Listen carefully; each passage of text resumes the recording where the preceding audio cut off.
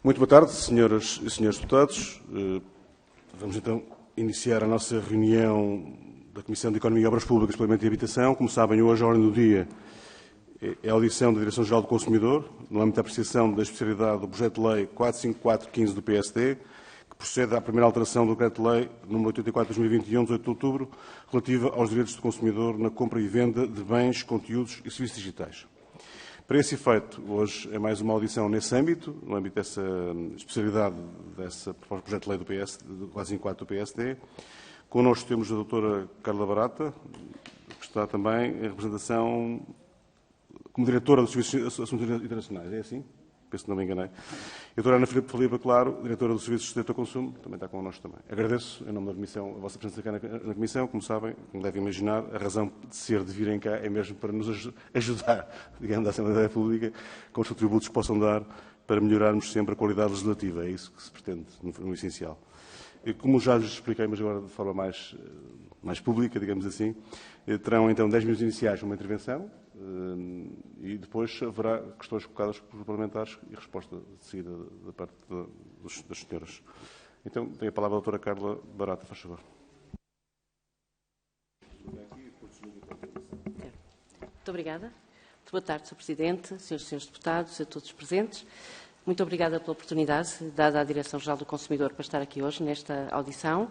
Muito brevemente, gostaria apenas de referir que a Direção-Geral do Consumidor é um organismo público inserido no Ministério da Economia e do Mar, que tem por missão definir e executar a política de defesa do consumidor, visando um elevado nível de proteção dos consumidores.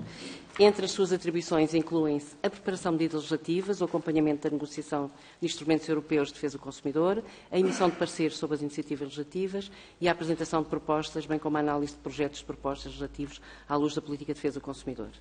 E, portanto, Sr. Presidente e as senhoras e os senhores deputados permitirem, eu passava agora a palavra à minha colega, a doutora Ana Filipe Claro, que é, como o Sr. Presidente disse, é diretora do Departamento Jurídico da Direção-Geral do Consumidor, acompanhou a negociação das diretivas europeias referentes à compra e à venda de bens e aos aspectos dos contratos de fornecimento de conteúdos e serviços digitais e à transposição das diretivas. Muito bem, agradeço. E então passava a palavra à doutora Ana Filipe Claro, faz favor. Poderá puxar para si, se não se importa, puxar o mais possível e depois, faz favor. Muito bem, tem a palavra então, faz favor. Muito obrigada. Começo por cumprimentar também o Sr. Presidente da Comissão, os restantes deputados e demais presentes. A minha análise será puramente jurídica, portanto, relativamente aqui focada nas alterações que são visadas no projeto do PSD relativamente ao artigo 13º, que é o artigo referente ao ônus da prova do Decreto-Lei 84/2021 e ao aditamento proposto para o artigo 12A, também para o Decreto-Lei 84/2021, sendo que depois o artigo 12 e o artigo 15º estão relacionados, pelo que não é necessário depois uma análise específica relativamente a estes artigos. Relativamente ao artigo 13º, eu gostaria só de fazer duas notas prévias. Referir que a Diretiva da Venda de Bens, portanto, a Diretiva 2019/771 é uma diretiva de harmonização máxima, o que significa que os Estados-membros não podem nem manter nem introduzir disposições que sejam divergentes da diretiva e que resultem num nível diferente da proteção que é visada nas disposições da diretiva. E faço esta pequena nota introdutória porque depois terá implicações nos comentários que irei tecer mais à frente. Uma segunda nota para referir que o regime da venda de bens existe em Portugal já há mais de 20 anos. Nós tivemos um regime anterior, que estava consagrado no Decreto-Lei 67/2003, que vigorou até final de 2021 e que também esse regime resulta da transposição de uma diretiva europeia, que era a Diretiva 99/44. No entanto, essa sim era uma diretiva de harmonização mínima, ou seja, os Estados-membros tiveram uma margem para, na sua transposição, irem mais além do que aquilo que estava na diretiva, o que não é o caso com a diretiva que estou a referir-me agora. Posto isto, diria apenas que a estrutura daquilo que é o regime da venda de bens é muito semelhante ao que tínhamos anteriormente. Temos, naturalmente, aqui aspectos que vão mais além no que respeita aos prazos de garantia, mas naquilo que é o núcleo duro dos direitos dos consumidores e a estrutura da existência de um prazo de garantia e do ónus da prova, a estrutura é muito semelhante. Concretamente, sobre o número 2, então, que é aqui visado neste artigo 13º. Eu começaria por fazer uma pequena nota, dizendo que o artigo fala a falta de conformidade que se manifesta no prazo da garantia. Esta referência não poderá ser feita na medida em que o regime que temos neste momento não permite um alinhamento entre o prazo da garantia e o prazo antes da prova. O que é que isto significa? Significa que, sendo o prazo hoje de 3 anos para os bens novos, podendo ser reduzido para 18 meses por acordo entre as partes, o prazo do ônus da prova, e que é esse que estamos a falar e que é visado aqui no artigo 13º, só pode ser estabelecido entre 1 ano ou 2 anos. E o que temos neste momento é que ele está estabelecido em 2 anos para os bens novos, podendo ser reduzido para 1 ano para os usados. Pelo que a minha nota seria de que aqui ter-se-ia sempre que referir a falta de conformidade que se manifesta no prazo de 2 anos, no caso de serem bens novos, o que não seria aplicável, porque aqui serão os usados, ou no prazo de 1 ano. Nunca poderá ser no prazo da garantia, porque não há alinhamento entre os dois prazos. Esta era uma nota. Depois, uma nota também para os bens móveis usados sujeito a registro. Dizer que, daquilo que pudemos compreender, as preocupações manifestadas nesta iniciativa legislativa prendem-se essencialmente com o setor automóvel. E os bens móveis usados sujeito a registro, temos outro tipo de bens, de acordo com o Código do Registro Predial, visados que não são só os veículos. Tendo em conta que já foram ouvidas as associações do setor automóvel, enfim, ficámos um bocadinho apreensivos se a intenção também é estender ou se efetivamente é só para os veículos. E depois a última nota que tem a ver com esta questão da presunção. Este artigo estabelece uma presunção que é favorável ao consumidor e é talvez das disposições onde é mais evidente a proteção que se confere aos consumidores em contratos de compra e venda celebrados com profissionais. Isto traduz-se em quê?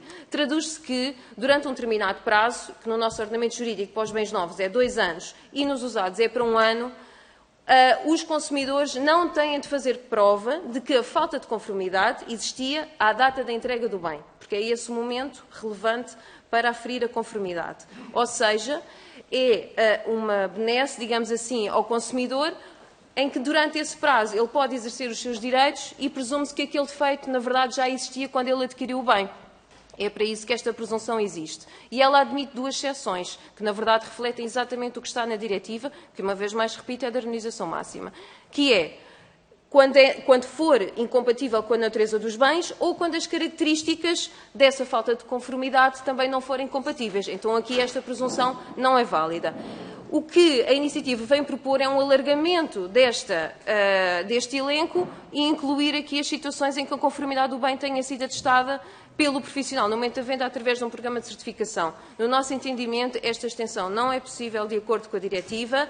A diretiva, no artigo 11º, que é exatamente o artigo que corresponde a esta disposição, não estabelece nenhuma disposição dizendo que os Estados-membros podem alargar este elenco e estabelecer outras situações que sejam admissíveis para esta exceção e, portanto, temos as maiores reservas de que esta proposta possa ser viável e sequer compatível e parece-nos, acima de tudo, que reduz muito substancialmente o nível de proteção dos consumidores face ao enquadramento jurídico que temos atualmente. Verificando-se uma violação da diretiva, teremos depois a consequência que são os procedimentos de infração da Comissão Europeia e que depois o Estado português tem que justificar a razão de ser dessa alteração legislativa. Passando ao aditamento ao artigo 12A, relativamente ao número 1, também aqui aplicável apenas aos bens móveis usados sujeito a registro, temos algumas dúvidas sobre qual é que é a intenção efetiva da norma, porque o que nos parece é que se está aqui a querer estabelecer um regime diferenciado para os bens móveis usados sujeitos a registro, em que, com idade superior a 5 anos e mais 200 mil quilómetros, o prazo é de 3 anos. Mas, na verdade, neste momento, o que nós já temos já é um prazo de 3 anos. Ou seja, o artigo 12º, neste momento, já diz que o prazo de garantia para os bens novos, todos os bens novos, é de 3 anos. E diz, inclusivamente, que nos bens usados, e aqui não distingue se são móveis sujeitos a registro, portanto, todos os bens usados podem, por acordo entre as partes, reduzir esse prazo de 3 anos para 18 meses. Ou seja, o que me parece é que, ao estabelecer aqui esta norma, até resulta de forma mais gravosa, porque no limite teríamos que um carro usado de 1 ano tem um prazo de 3 anos que pode ser reduzido para 18 meses e um veículo com idade superior a 5 anos e mais 200 mil quilómetros tem que ter um prazo de 3 anos e não pode ser reduzido para 18 meses. Portanto, aqui julgamos que temos estas dúvidas e gostaríamos de partilhar convosco. E, finalmente, abordando aqui o número 2, em que se pretende excluir da responsabilidade do profissional as peças consideradas de desgaste rápido, conforme o manual de garantia, que deve ser entregue e aceito pelo adquirente no momento da venda, também não nos parece que seja viável à luz daquilo que é estabelecido na diretiva, que é da harmonização máxima. Não há nenhuma disposição da diretiva que diga que é possível excluir a responsabilidade do profissional. Também não sabemos o que serão peças de desgaste rápido, que serão, enfim, cada profissional colocará no seu manual de garantia, mas essencialmente aqui a observação de fundo é que nos parece que não é de todo compatível com a diretiva. E sobre este ponto queria só deixar uma nota dizendo que hoje o regime que nós temos já estabelece no âmbito daquilo que é a conformidade dos bens, no artigo 7º, número 3, no âmbito daquilo que são os requisitos objetivos da conformidade do bem, já nos diz que não haverá essa falta de conformidade quando, no momento da celebração do contrato, o consumidor tenha sido inequivocamente informado de que uma determinada característica do bem se desviava desses objetivos e tenha aceitado, inequivocamente e separadamente, esse desvio. Ou seja, por exemplo, se o consumidor quiser comprar um frigorífico e o frigorífico tiver a porta amolgada ou tiver um risco, ele é informado, ele tem conhecimento desse defeito, que é aparente, esse é aparente, poderá haver outros que não são aparentes, e aceita que está a adquirir um produto que tem esse defeito, o que significa que mais à frente, durante o prazo de garantia, não poderá vir invocar perante o profissional esse defeito, nem fazer-se valer dos direitos que estão especificamente previstos na legislação. E com isto termino. Acho que já escutei o meu tempo, se calhar.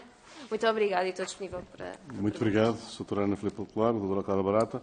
Vamos então, agradeço desde já toda a explicação que foi dada na fase inicial, porque é fundamental para o processo legislativo, como eu disse inicialmente. Vamos então ouvir agora a voz do PSD sobre esta matéria. A senhora deputada Márcia Passos tem então 5 minutos, faz favor.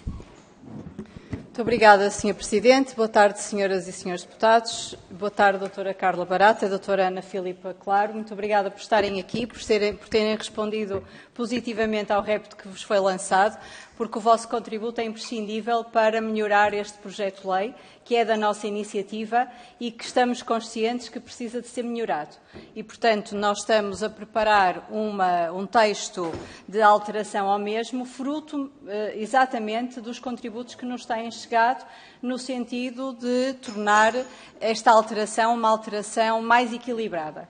Dar-vos nota e, portanto, desde já agradecer todos os contributos que deu, que foram muito pertinentes. Até lhe perguntava depois ao Sr. Presidente se fosse possível fazer-nos chegar os contributos por escrito, se porventura os tiver. Não queremos onerar mais, mas se porventura os tiver, que nos serão certamente muito úteis. Dar-vos nota um pouquinho da motivação, também para que nos possam, a todos, e possam ajudar a Assembleia da República a equilibrar um pouco mais este diploma. Aquilo que esteve na base da preocupação do Partido Social Democrata foi sempre numa perspectiva de proteção dos consumidores, mas sabendo que há bens que são diferentes. No caso concreto, estamos a falar de veículos automóveis, é certo, e uma vez que lançou a questão relativa a outros bens móveis sujeitos a registro, eu deixo já uma pergunta neste início da minha intervenção, que é se via com bons olhos, porventura, alargar uma eventual alteração a esses outros bens sujeitos a registro ou se não faz sentido absolutamente nenhum. Mas a motivação, como eu dizia, tem que ver com tratar diferente aquilo que é diferente. Este diploma, que resulta da transposição diretiva, trata diferente, por exemplo, os bens imóveis, trata diferente os bens e os serviços digitais, mas não trata diferente os outros bens todos, ou seja, não distingue um veículo automóvel novo de um veículo automóvel usado. E foram estas as preocupações principais que motivaram esta proposta de alteração e este projeto-lei. Também conscientes de que a lei resulta de uma transposição de uma diretiva que tem uma harmonização que não permite ir mais além, permitindo, porém, estabelecer aqui limites que possam ser inferiores aos 3 anos. Também nos é dado a conhecer que há outros países da União Europeia que têm soluções diferentes e aqui penso que o vosso contributo seria mesmo muito útil no sentido de percebermos outros exemplos que possam ser mais equilibrados no que respeita aos bens móveis sujeitos a registro, usados, automóveis, e que possam ser mais equilibrados do que o nosso. Porque aquilo que nos deparamos é com um conjunto de deveres que são impostos aos profissionais que vendem veículos usados e que não são impostos a quem vende o mesmo veículo usado, mas não é um profissional. E, portanto, que isto, de alguma forma, não protege o consumidor final. Quando o consumidor compra, ora ao mercado paralelo, deixem-me dizer assim, ora a um profissional que está devidamente credenciado. E daí falarmos do manual, daí falarmos das peças de desgaste rápido, daí falarmos da plataforma, que devia ser uma plataforma abrangente e uma plataforma nacional, digamos assim, onde fosse possível fazer o registro de todas as viaturas, com todas as características, e sabendo de antemão quais são essas peças que de facto são de desgaste rápido, porque como a doutora Ana Filipa disse muito bem, não é agora cada comerciante que vai dizer o que é desgaste rápido ou não é, e portanto isso só iria desproteger ainda mais o consumidor. Portanto, eram estas notas que queria deixar e pedir naturalmente o vosso contributo no sentido de melhorar este projeto legislativo e de ir ao encontro também da proteção dos consumidores, mas também de todo, numa tentativa também de afastar todo este mercado paralelo que existe e de disciplinar o mercado de venda de veículos automóveis usados. Muito obrigada. Muito obrigado, Sra. Deputada Márcia Passos. Dá-me então a palavra à doutora Ana Filipa Claro para que responder. Enfim, a resposta que já deu, eu percebi que sim, pelo menos anuiu que enviará a informação que foi solicitada e, portanto, é importante para a Comissão também. Tem então 5 minutos para responder às questões. Obrigada. Sim, teremos todo o gosto em partilhar naturalmente as nossas observações e faremos chegar o quanto antes as mesmas. Julgo que apontei aqui os pontos todos que referiu e tentarei responder rapidamente a todos. É certo que o Decreto-Lei 84 tem um regime especial para os imóveis e também tem para os conteúdos e serviços digitais. Mas tem porque, quanto aos imóveis, sempre teve, e, portanto, o Decreto-Lei 67 de 2003, que estabelecia o regime das garantias dos bens para os bens móveis e imóveis, também estabelecia essa distinção precisamente. E também nesse regime não havia qualquer tratamento diferenciado em relação ao setor automóvel. E eu volto a relembrar, este regime vigorou até final de 2021.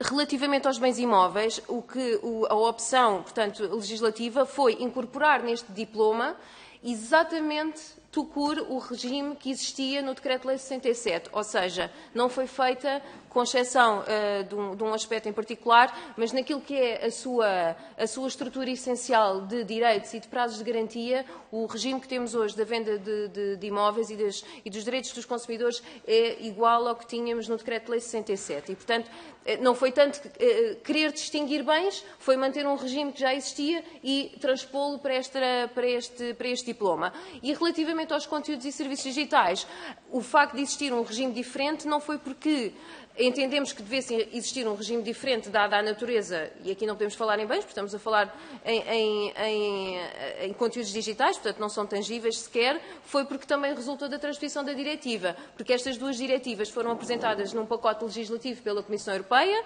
depois vieram a resultar na 770, que é dos conteúdos e serviços digitais, e na 771 da venda de bens, e ambas têm uma estrutura muito semelhante em termos de hierarquia de direitos, prazos de garantia e, em particular, os conteúdos e serviços digitais têm o mérito de vir pela primeira vez estabelecer um regime específico de direitos aos consumidores neste âmbito dos conteúdos e serviços digitais. Estamos a falar de subscrição de serviços de streaming, download de músicas, jornais, enfim, todos os conteúdos digitais que acedemos. Portanto, esta distinção não é porque entendemos que a devíamos fazer, é porque havia estas razões de fundo para que elas existissem. Depois, relativamente ao facto de o consumidor poder ficar desprotegido dependendo de quem lhe vende o veículo usado. Este regime, efetivamente, só se aplica quando o consumidor adquire um profissional. E ele tem uma definição para quem deve ser considerado profissional. Ou seja, o que nos parece eventualmente, e que está relacionado com as motivações precisamente da iniciativa, é que percebemos que existe aqui um problema na atuação do mercado e naquilo que são os players de mercado no comércio dos veículos usados. O que também consideramos, e embora compreendamos que deve haver mais regulação e mais transparência relativamente a este mercado, nós entendemos é que a sede em que deve ser feito, nomeadamente até haver um registro, como referi há pouco, ou até um programa de certificação, deverá ser fora este regime, porque este regime tem um propósito muito específico, que é o contrato e que regula aspectos específicos desse contrato. Até porque não regula todos. Há aspectos que estão fora do regime e que seguem depois as normas e as regras do Código Civil. Portanto, no fundo, aquilo que é a teoria geral do direito, portanto, tudo aquilo que não estiver regulado neste diploma é pelo Código Civil que devemos seguir. Portanto, essas questões e esses problemas que possam existir e que tenham sido identificados e que devam ser abordados, parece-nos que deverão ser numa sede que não no âmbito do regime das garantias, até porque provavelmente, em termos de efeitos práticos, provavelmente não conseguiremos aquilo que efetivamente se pretende. E relativamente à última questão, sobre outros ordenamentos jurídicos, nós não temos conhecimento que exista tratamento diferenciado para bens móveis sujeitos a registro em específico. Sabemos que sim, que Portugal foi um dos países que foi mais além no alargamento do prazo da garantia, dos 2 anos para os 3 anos. Espanha também tem esse alargamento para 3 anos e há mais 2 ou 3 países que também têm. Agora, concretamente, naquilo que respeita ao setor automóvel, nós não temos esse conhecimento. Poderemos tentar também, juntamente com a análise mais técnica do diploma, também fazer chegar um pouco dessa análise de direito comparado àquilo que existe a nível da União Europeia. Mas pronto, sucintamente são essas observações que eu tinha a fazer, está bem? Obrigada. Muito obrigado, Sra. Ana Filipa Claro. Agora a voz ao Sr. Dr. José Rui Cruz, do Partido Socialista. Muito obrigado, Sr. Presidente. Queria cumprimentar a Dra. Carla Barata, a Dra. Ana Filipe Castro, agradecer-lhes a presença aqui nesta Comissão, cumprimentar as senhoras e os senhores deputados e dar aqui 2 ou 3 notas sobre o que nos trazem hoje aqui a esta Comissão. Ouvimos aqui já os contributos que nos trouxeram e agradecer todos esses contributos. De facto, este projeto do PSD surge na sequência daquilo que foram as manifestações, principalmente trazidas até nós pelo setor automóvel. As duas das principais associações do setor demonstraram ter grandes problemas atendendo ao que está a acontecer no setor e foi na sequência disso que o PSD apresentou este projeto de lei e bem. De facto, segundo eles, e nós também temos conhecimento disso, estão a acontecer grandes alterações nesse setor e está a prejudicá-los gravemente. E o que eles nos trazem aqui, de facto, é que esta transposição que foi feita não resolve o seu problema. A Direção-Geral do Consumidor, naturalmente, traz um ponto de vista, eles trazem outro, e há aqui um conflito, uns têm uma análise, outros têm outra. Nós percebemos, naturalmente, o ponto de vista de cada uma das partes. O importante é conseguirmos fazer aqui um equilíbrio que salvaguarde todas as partes, sendo certo que, em algumas análises, será impossível compatibilizar isso, porque uns vão querer de um lado, outros vão querer do outro. Mas há algumas questões que nós fomos ouvindo do setor e que nós vamos analisando ao longo dos tempos que precisam de uma resposta. E uma das queixas que nós ouvimos aqui do setor automóvel foi a questão da concorrência desleal que lhes é feita. Esse setor tem muitas empresas, muitas pequenas empresas, e sabemos que mudou completamente a forma de se comercializarem veículos nos últimos anos, com o aparecimento de plataformas que hoje comercializam grande parte dos automóveis, e depois as contrapartidas e aquilo que é as suas obrigações perante o Estado é uma e aqueles que fazem comércio paralelo é outra. E essa é uma das grandes dificuldades que eles nos reportam naquilo que são as suas reuniões que vão ter aqui nesta Comissão. E, portanto, a primeira pergunta que eu colocava é como é que se consegue ultrapassar isto? Eles deram algumas sugestões aqui nesta Comissão de qual seria uma das formas de resolver este problema. Gostaria de saber da parte da Associação do Consumidor, da Direção-Geral do Consumidor, qual seria, se essa solução proposta por eles, de haver uma certificação, de haver um título para quem comercializasse carros e quem, eventualmente, tivesse um privado que comercializasse mais do que 2 ou 3 carros, ter de ser tributado. Essa foi a sugestão que eles fizeram. Como analisam essa proposta das associações de automóveis? E depois também o facto também do registro dos vendedores ser outra das possibilidades, como analisam essa possibilidade. E basicamente eram estas as questões que eu queria deixar. Obrigado. Obrigado, Sr. Deputado José Rui Cruz. Sra. Doutora Ana Filipa Claro, faz favor para responder às questões, ou o que entender. Sim, eu compreendo, mas acho que voltando outra vez também à explicação de há pouco e que vai ao encontro outra vez da intervenção da Sra. Deputada do PSD, o que está em causa e o que nos parece que está em causa, efetivamente, são problemas de concorrência desleal e de regulação e de acesso ao mercado, não é? À venda de automóveis. Esses problemas e as eventuais soluções, seja através de um registro, seja através de um programa de certificação do Governo, a serem colocadas em prática, parece-nos que devem, obviamente, ser ponderadas e avaliadas, mas não inseridas no âmbito deste regime da venda de bens. Porque o regime da venda de bens retrata unicamente aspectos de um contrato de compra e venda entre um profissional e um consumidor. Ou seja, se nós estivermos a falar de vendas que são feitas por pessoas que não se qualificam como profissionais nos termos da acessão que está neste diploma de quem é um profissional, este diploma não se aplica. Não se aplica. O consumidor não vai ter os direitos que estão previstos neste diploma. Vai ter, eventualmente, aqueles que decorrem do Código Civil, porque temos uma compra e uma compra e venda entre particulares. E quando temos uma compra e venda entre particulares, as normas que nós aplicamos são as do Código Civil, não são as deste diploma. Aqui é muito claro. Nós temos que ter um profissional de um lado e temos que ter um consumidor do outro.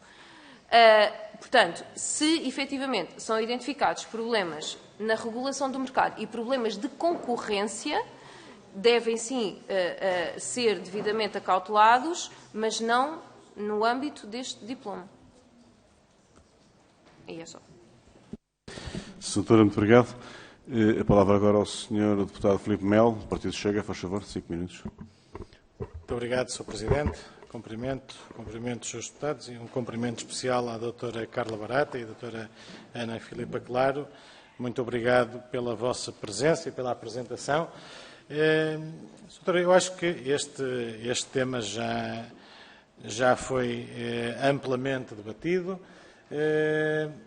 mas o que nos trouxe hoje acrescenta algo de muito importante ao debate que nós vínhamos fazendo sobre esta transposição da diretiva, nomeadamente alargando aos outros bens toda esta discussão, porque nós focamos-nos essencialmente neste tema no que diz respeito ao mercado automóvel, de usados principalmente, um pouco no âmbito das comunicações eletrónicas e também, brincadeira à parte, mas incidiu também sobre as torradeiras. Foi um debate que deu aqui origem um pouco de controvérsia, mas isto não passou naturalmente de um exemplo utilizado noutras audições. Mas aqui o que importa reter é que, normalmente, e este Governo tem ido, em termos de transposição das diretivas em vigor, muito mais além do que se exige. E este muito mais além, com clara penalização para os compradores, para os consumidores, para o cidadão. Mas isto não é só nesta matéria. Vejamos, mesmo na transposição da diretiva europeia, no que tem a ver com a proibição e limitação do tabaco, o governo português quer ir sempre mais longe. Portanto, o ficar bem na fotografia perante as entidades europeias leva a que o governo extrapole sempre o que vem emanado desta diretiva. E aqui também, mais uma vez, é isto que acontece. Mas reportando-nos aos setores mais críticos, e sabemos nós que há uma imensa vastidão de outras áreas onde pode incidir, onde deve incidir a nossa preocupação sobre esta matéria, no que diz respeito ao setor automóvel. E enquanto não houver regras claras e de base que estabeleçam de uma forma clara e inequívoca como é que deve ser feita a transação, nós nunca mais lá vamos chegar. E nós não podemos esquecer que 35% da nossa economia é mercado paralelo. E está aqui um grande exemplo de como é que isto funciona. E a transação destes bens móveis entre particulares, queiremos ou não, contribui para a economia paralela. Porque não há faturação, naturalmente, não há registro, as garantias não existem, e as garantias, como a doutora saberá, até melhor do que eu, são pagas. Há seguradoras que cobram por a emissão dessas garantias ao nível da mecânica, da parte elétrica, do motor. Tudo isto contribui de forma inequívoca para o aumento substancial da economia paralela. Portanto, não estamos só a falar, numa primeira instância, na salvaguarda do direito dos consumidores. Vamos mais além. Aqui já entra a parte da economia. E a parte da economia paralela que todos nós queremos combater. E desta forma, acho que estamos a estreitar ainda mais a malha que nos permitiria ir ao fundo dessa questão. Portanto, o tema está amplamente debatido, amplamente divulgado. A questão que eu queria colocar à doutora, e tendo em conta até as respostas que deu anteriormente, que agradeço, que foram bastante esclarecedoras, e com esse nível de esclarecimento limitou aqui algumas questões que eu tinha para lhe colocar, mas que felizmente abordou, e é isto que se pretende nestas audições, não é?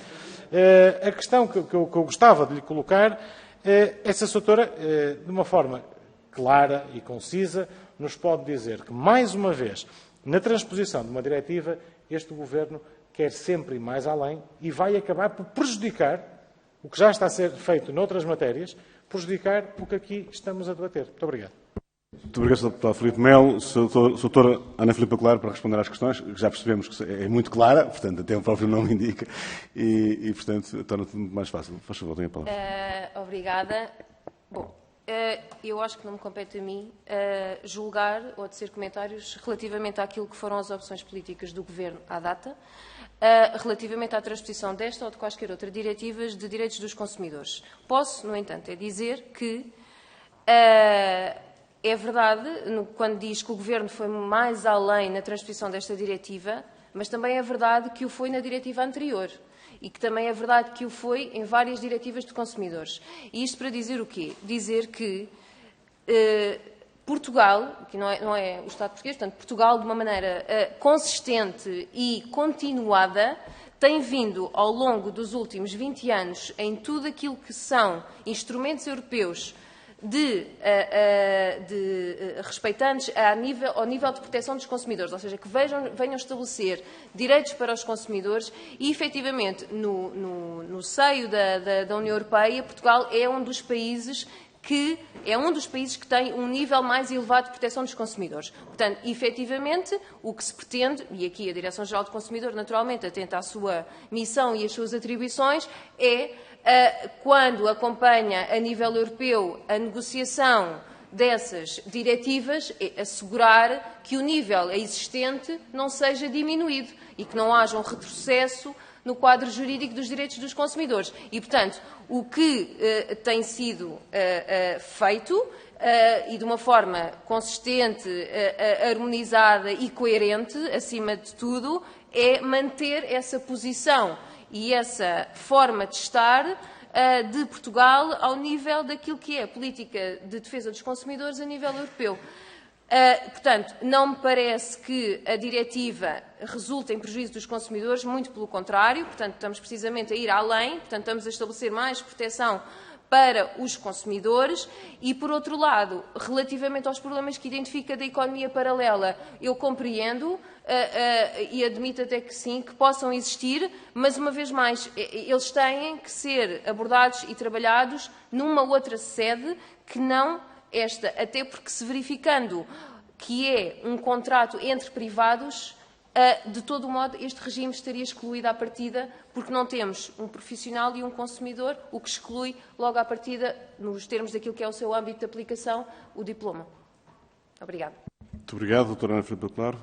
Portanto, concluir as questões da primeira ronda. Se houver mais alguma questão na segunda ronda, faz favor. Sr. Deputada Márcia Passos, pretende intervir? Não, também não.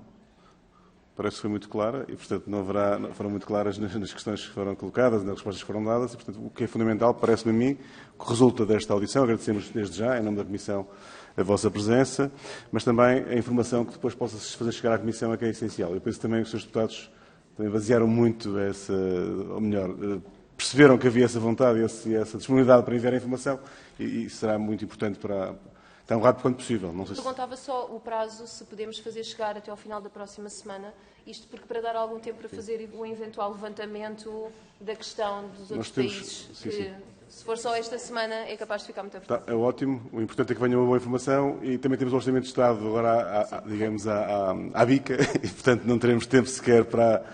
O tempo será maior, digamos assim. Doutora, ia-lhe dar a palavra mesmo, ia dar a palavra, não ia terminar esta nossa audição sem lhe dar a palavra, evidentemente. Doutora Carla Barata, digamos como Diretora-Geral aqui hoje, representar a Diretora-Geral aqui nesta Comissão, faz favor, tem a palavra. Sr. Presidente, muito obrigada. Era só para dar uma nota final. A referir que, de entre as atribuições da Direção-Geral do Consumidor, destaca o apoio e preparação dos trabalhos do Conselho Nacional de Consumo, que é um órgão consultivo do Governo e de representação das entidades públicas e privadas em matéria de direitos e interesses dos consumidores, e acabámos de saber que o Conselho Nacional de Consumo vai ser ouvido por escrito relativamente também a este diploma. Muito obrigada. Agradeço mais uma vez a vossa presença, os vossos contributos e então fiquei para nova informação que vai chegar à Comissão. A Sra. Ana Filipa Claro, obrigado, em nome da Comissão. A Sra. Carla Barata também, em nome da Comissão, muito obrigado. Srs. Deputados, hoje a nossa Comissão termina aqui os trabalhos. Amanhã de manhã, só para lembrar, o que já sabem, às 10 da manhã temos a reunião ordinária, às 11 horas reunião de coordenação e ao meio-dia uma audição prevista da APF. Está prevista para as 11 horas, mas por impossibilidade da entidade alteramos a ordem, não por nossa vontade, mas por impossibilidade. Então, bons trabalhos e até amanhã. Obrigado.